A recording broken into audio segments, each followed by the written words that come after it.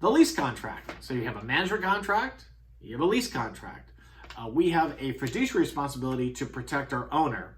And even if we represent the tenant, we also have the right to, we have to protect the tenant rights and advise our owners what those rights are.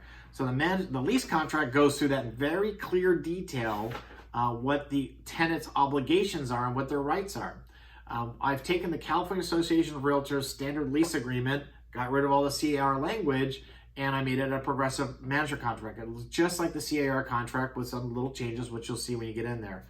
The first thing the lease contract is going to really show you is what the monthly rent is. It says clearly what the tenant's going to pay on a monthly basis, and it puts in there what the term is. So maybe the term starts on June 1st, ends May 31st, and the tenant's paying $2,000 a month. That's the tenant's obligation at that point. The term is usually 1 year. Now, some companies do month to month, and you can.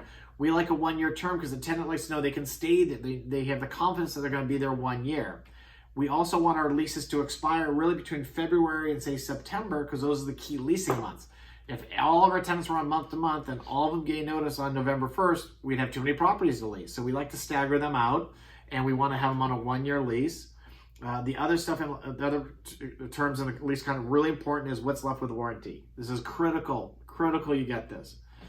There's a section of lease contract says, okay, these items are left with warranty. With warranty means if they break, the owner is going to fix them. So very often we'll leave a refrigerator and a washer and dryer with a property, but we leave them typically without warranty. If the washing machine breaks, we're not going to spend $1,000 replacing it. If the refrigerator breaks, we're not going to spend $2,000 replacing it or fixing it.